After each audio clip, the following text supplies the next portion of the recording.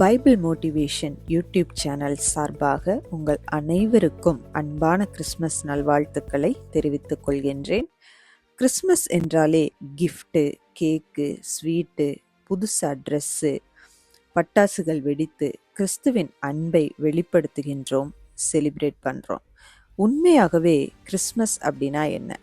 1 யோவான் 3ஆம் அதிகாரம் 16ஆம் வசனத்தில் சொல்லப்பட்டிருக்கு, தேவன் உலகத்தை இவ்வளவாய் நேசித்தார், அதனால் அவர் தமது ஒரே குமாரனை தந்தார் அப்படின்னு சொல்லியிருக்கு. தேவன் மனிதனை விட்டுவிடாமல் இருக்க மனிதனுக்காக மனிதனாக வந்த நாள் அப்படின்னு சொல்லலாம்.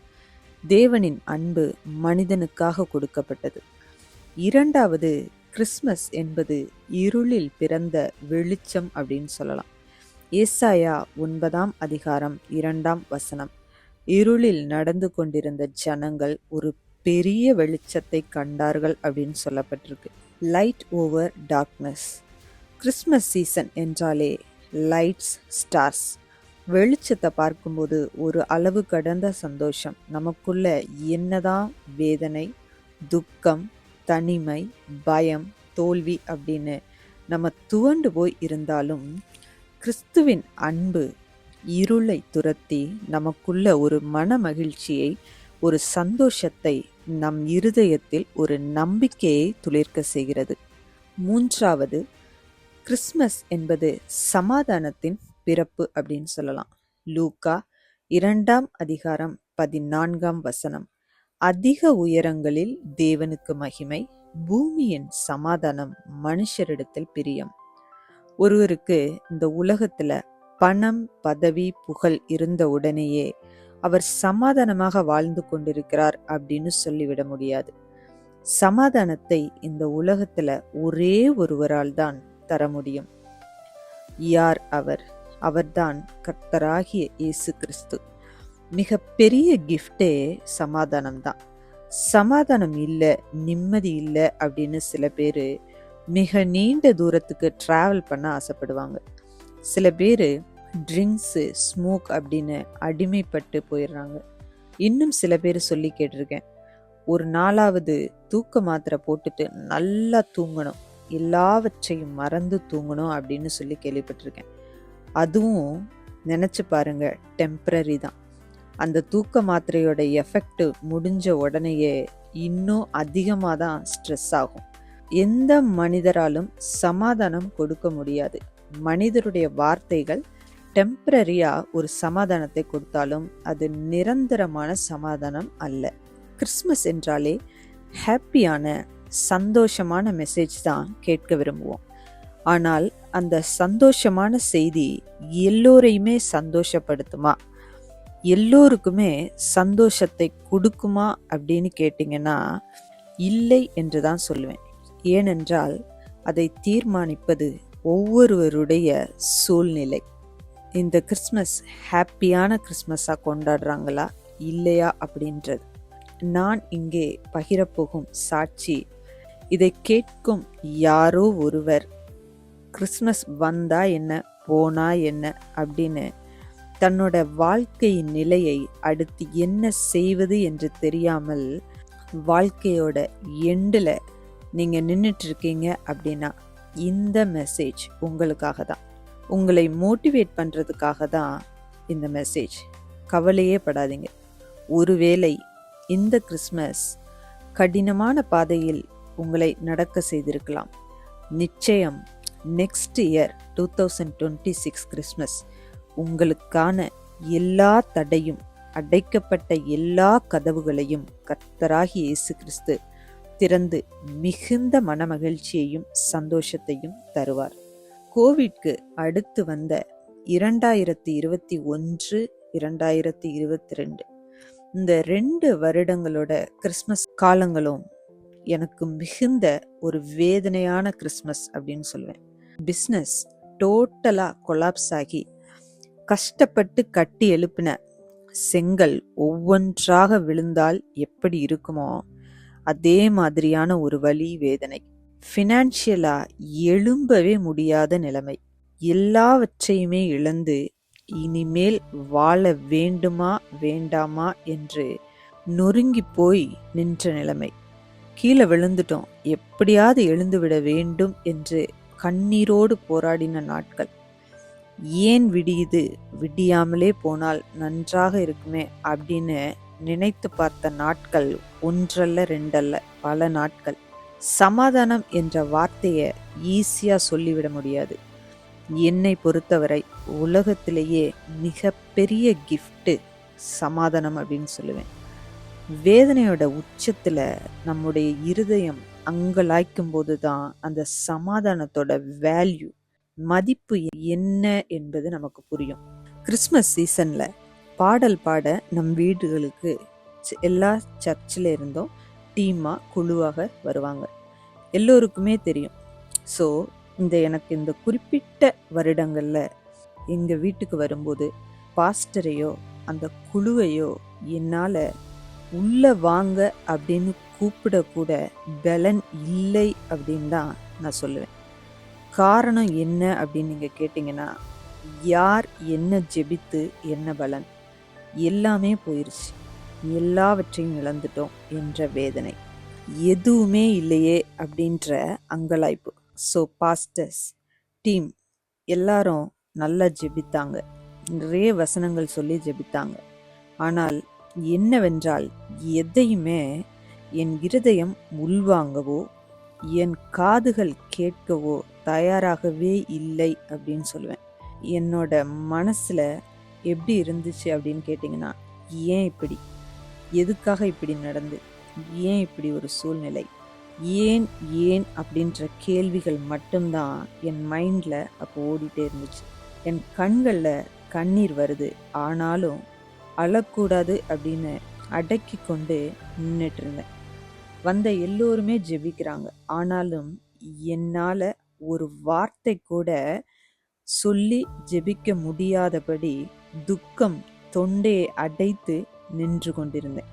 ஆனால் என் காதுல கேட்ட, என் மனசுல பதிந்த ஒரே ஒரு வார்த்தை சமாதானம் என்ற வார்த்தை மட்டும்தான். வேற எதையுமே என் காதுகள் கேட்கல. ஜெபித்து முடித்து விட்டு எல்லாமே சீக்கிரத்துல மாறும் அப்படின்னு சொல்லிவிட்டு எல்லோரும் கடந்து சென்றார்கள்.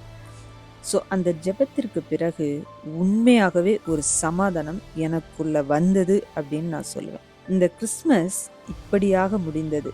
ஆனால் நெக்ஸ்ட் இயர் கிறிஸ்மஸ் எல்லாம் மாறும் என்று சொன்ன வார்த்தை மாறுமா மாறாதா அப்படின்றது எனக்கு தெரியாது.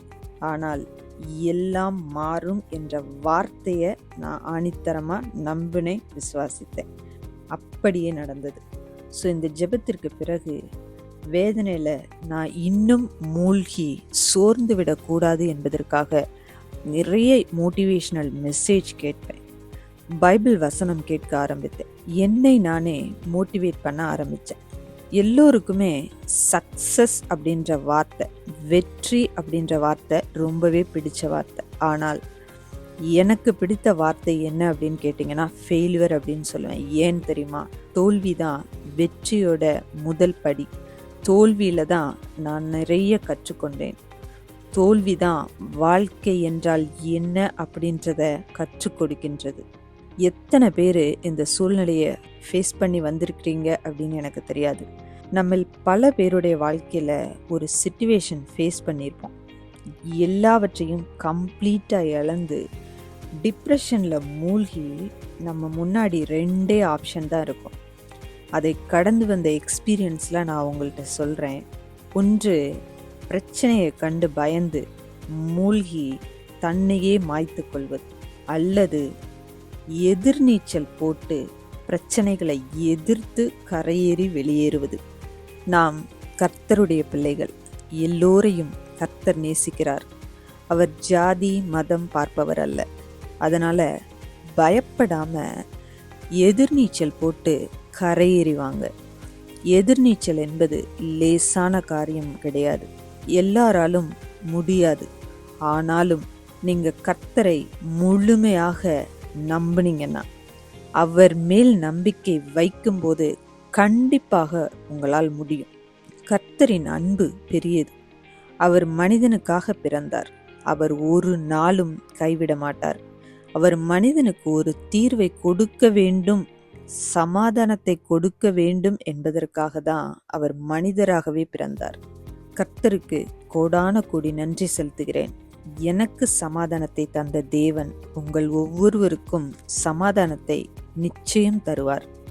எனவே இதை கேட்டுக்கொண்டிருக்கும் யாரோ ஒருவர், நீங்க என்ன மாதிரியான சிச்சுவேஷன்ல இருந்தாலும் சரி, ஃபினான்ஷியலி கஷ்டப்படலாம், கடன் கழுத்தை நெரிக்கலாம், அவமானத்தால வெளியில் தலை காட்ட முடியாத சூழ்நிலையில் நீங்க இருக்கலாம், வேலையே இல்லாம இருக்கலாம், சரியான வேலை இல்லை அப்படின்னு இருக்கலாம், இல்லை ஒர்க் ப்ரெஷர் தாங்க முடியாமல் இருக்கலாம், எக்ஸாமில் ஃபெயில் ஆகிருக்கலாம், ஃபேமிலியில் ப்ராப்ளமாக இருக்கலாம், பிஸ்னஸில் லாஸ் ஆகிருக்கலாம், மேரேஜ் ஆகலைன்ற கவலை இருக்கலாம், குழந்தை இல்லை அப்படின்ற கவலை இருக்கலாம், இல்லை உடல்நிலை சரியில்லாமல் நோயால் நீங்கள் பாதிக்கப்பட்டு தனிமையில் இருக்கலாம்.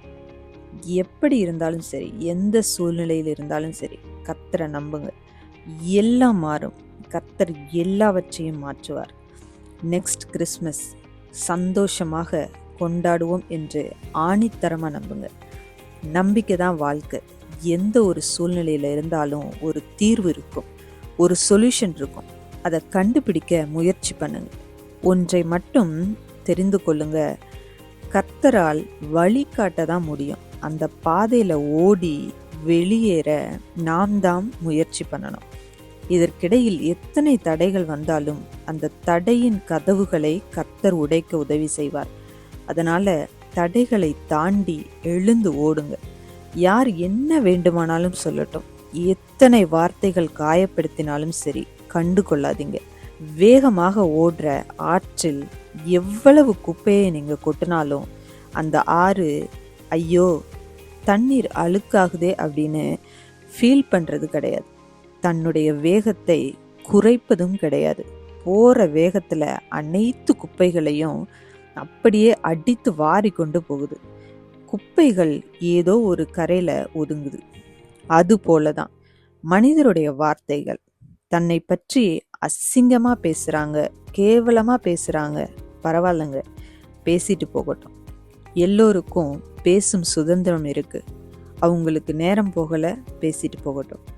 உங்க கோல் என்னவோ அதை மட்டும் அச்சீவ் பண்றதுக்கு ட்ரை பண்ணுங்க. உங்களுடைய டார்கெட்டை அடையிறதுக்கு கான்சென்ட்ரேட் பண்ணுங்க. அதுக்கு இல்லாம அடுத்தவங்க கொட்டுற வார்த்தைகளை குப்பைகளை போல நம்ம வீட்டில், அதாவது நம்முடைய மனதில் சேர்த்து வைக்க ஆரம்பித்தோமானால் நம் சரீரம் குப்பை மேடாகிவிடும். வார்த்தைகள் காயப்படுத்த தான் செய்யும். அதற்காக அழுது புலம்புவதை விட்டுவிட்டு அடுத்து என்ன செய்ய வேண்டும் என்று யோசிங்க. கர்த்தர் நிச்சயம் அனைவருக்கும் சமாதானத்தை தருவார். ஒரு வார்த்தை கொல்லும், ஒரு வார்த்தை வெல்லும். எனவே பேசும்போது தயவு செய்து வார்த்தையில கவனமா இருங்க. இந்த கிறிஸ்மஸ்ல ஒரு முடிவெடுங்க, யாரையும் வார்த்தையால காயப்படுத்த மாட்டேன் என்று. 100% நம்புங்க, இன்றைய சூழ்நிலை கண்டிப்பாக மாறும் என்று. இந்த 2025 கிறிஸ்மஸ் போல் அல்ல, 2026 கண்டிப்பாக எனக்கு ஒரு தீர்வு கிடைக்கும் அப்படின்னு ஆணித்தரமா நம்புங்க.